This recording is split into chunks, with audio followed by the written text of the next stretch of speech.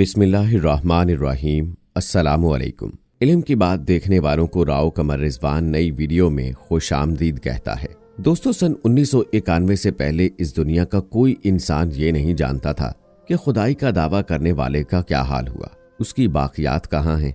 इल्हामी किताबों तौरात, बाइबल और कुरान में इसके वाक़े का जिक्र तो तफसील से मिलता है कि मूसा अलैहिस्सलाम और बनी इसराइल कौम का पीछा करते हुए फिरौन पानी में गर्क होकर अपनी फौज समेत मर गया, जबकि हजरत मूसा अलैहिस्सलाम और उनकी कौम को पानी ने अल्लाह के हुक्म से गुजरने का रास्ता दे दिया।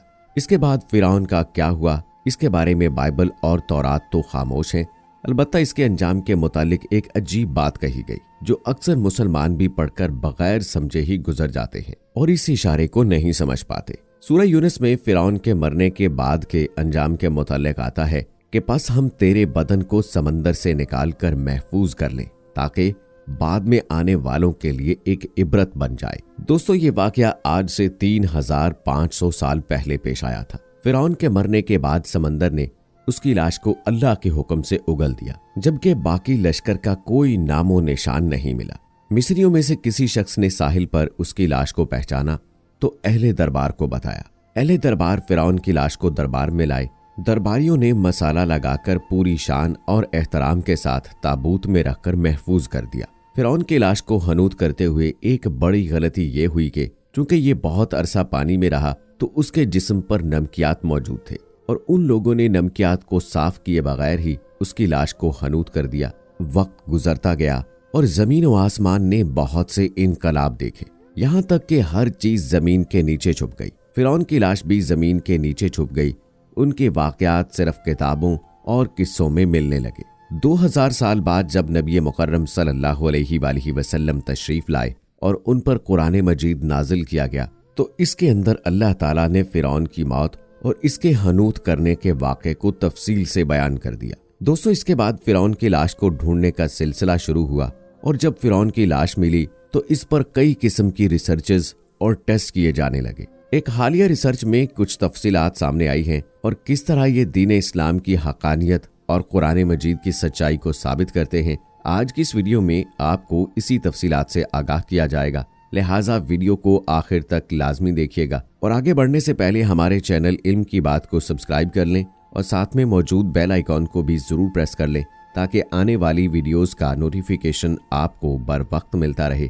वीडियो को लाइक और शेयर भी जरूर कर लीजिएगा। दोस्तों, फिरौन दरअसल बादशाह का लक़ब था और जो भी उस जमाने में बादशाह हुआ करता था उसे फिरौन कहते थे। डॉक्टर मॉरिस की एक रिसर्च के मुताबिक बनी इसराइल पर जुल्म और सितम करने वाले फिरौन का नाम रमसेस था और उसके जानशीन के दौरे हुकूमत में अल्लाह ने हजरत मूसा अलैहिस्सलाम को बनी इसराइल समेत मिस्र को छोड़ने का हुक्म दिया। दरियाए नील में फिरौन हजरत मूसा अलैहिस्सलाम के लश्कर के पीछे उतरा तो पानी में हलाक हो गया और इस वाक़े को अल्लाह ताला ने कुरान पाक में तफसील से बयान किया है। फिरौन की मम्मी काहिरा के अजायब घर में सयाहों के लिए आज भी सजी हुई है। इसके सर और गर्दन का हिस्सा खुला है जबकि बाकी जिस्म को एक कपड़े से ढांप कर रखा गया है। यही नहीं बल्कि मजीद मुताले से मालूम होता है कि इसकी नाक के सामने का हिस्सा गायब है, जैसे किसी हैवान ने खा लिया हो। मुमकिन है कि जब ये पानी में पड़ा रहा तो किसी समंदरी जानवर ने उसके नाक के सामने वाले हिस्से को खा लिया हो। इसकी लाश पर डॉक्टर मॉरिस ने इन हिस्सों का हाल ही में जायजा लिया है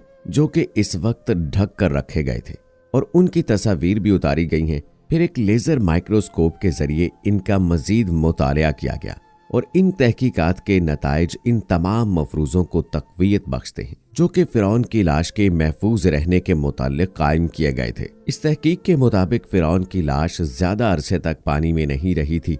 अगर फिरौन की लाश कुछ और अरसा पानी में रहती तो उसकी हालत खराब हो सकती थी। हत्ता कि अगर पानी के बाहर भी बगैर हनूत के लंबे अरसे तक पड़ी रहती तो ये फिर भी महफूज ना रह पाती। इसके अलावा मौत के सबब को जानने के लिए भी तहकीक की गई कि क्या इसकी मौत पानी में डूबने की वजह से हुई या फिर वजह कोई और थी। मजीद तफ्तीश के लिए इस लाश को पेरिस ले जाया गया और वहां पर डॉक्टर सेफगार्डी ने मजीद तफ्तीश के बाद ये बताया कि इस लाश की फौरी मौत का सबब वो शदीद चोट थी जो कि उसकी खोपड़ी के सामने वाले हिस्से को पहुंची, क्योंकि इसकी खोपड़ी के मेहराब वाले हिस्से पर काफी खला मौजूद है और ये तमाम तहकीकात आसमानी कुतुब में बयान करदा फिरौन के डूब कर मरने के वाक़े की तस्दीक करती हैं। फिर इसमें वाज़े तौर पर बताया गया है कि फिरौन को दरिया की मौजों ने अपनी लपेट में ले लिया था। इसके अलावा मिस्र में पुराने जमाने की लाशों को इस तरह मसाला लगाया जाता जिससे लाशें कई सालों बल्कि सदियों तक महफूज हो जाया करती थी। इनमें से कई लाशों के जिस्म आज भी मौजूद हैं और कुछ के ऊपर से पट्टियां उतार दी गई हैं। जिनकी पट्टियां उतार दी गई हैं उनकी खाल से पता चलता है कि ये किसी मुर्दे की खाल है। लेकिन इन तमाम ममियों में फिरौन वो वाहिद शख्स है कि जिसकी लाश पर गोश्त तरोताजा रहता है।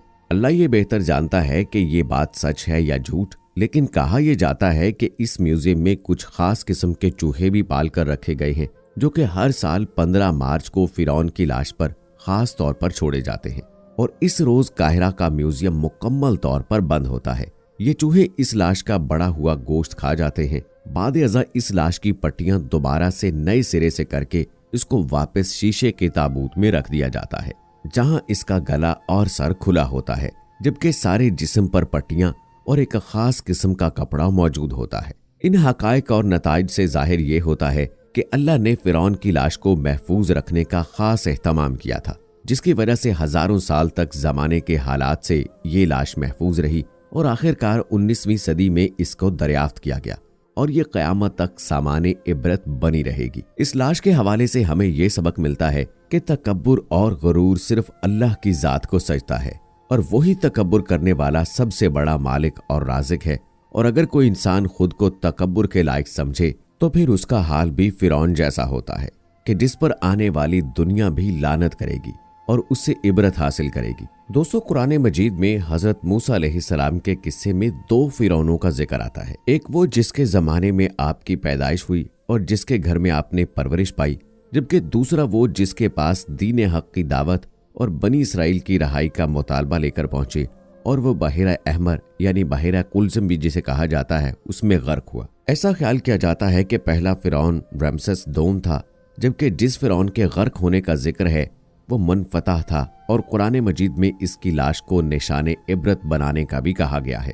बहरहाल ये तारीखी क़यासात ही हैं और मिस्री, इसराइली और ईसवी जंत्रियों के मुताबिक से बिल्कुल सही तारीखों का हिसाब लगाना मुश्किल है। ताहम ये भी माना जाता है कि समंदर में गर्क होने वाले फिरौन की लाश पानी ने बाहर फेंक दी थी, जिसके बाद उसे मम्मी बनाकर ताबूत में रख दिया गया था। इन दोनों फिरौनों की मम्मियां 19वीं सदी के आखिर में दरियाफ्त की गई थीं और अब काहिरा म्यूजियम में मौजूद हैं। अल्लाह ताला से दुआ ये है कि वो हमें अपने प्यारे हबीब हजरत मोहम्मद सल्लल्लाहु अलैहि वसल्लम की सुन्नत पर अमल करते हुए ऐसी जिंदगी गुजारने की तौफीक दे कि जिसमें तकवा, ज़ुहद, परहेजगारी और नेकोकारी ज्यादा हो और हम लोग तकब्बुर और गुरूर के करीब भी ना जाएं। अल्लाह रब्बुल आलमीन हमें ऐसी तमाम बुराइयों से महफूज रखे, आमीन। दोस्तों, हम उम्मीद करते हैं कि आपको हमारी आज की ये वीडियो जरूर पसंद आई होगी।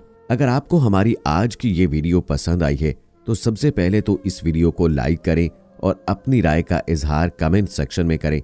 और आपसे एक बार फिर दरख्वास्त है कि आप हमारे चैनल इल्म की बात को जरूर सब्सक्राइब कर लें और साथ ही लगे घंटी के बटन को भी क्लिक कर लें ताकि आपको हमारी आने वाली मजीद वीडियोस का नोटिफिकेशन मिलता रहे। इसी के साथ दोस्तों, मुझे अगली वीडियो तक इजाजत दें। फी अमानिल्लाह।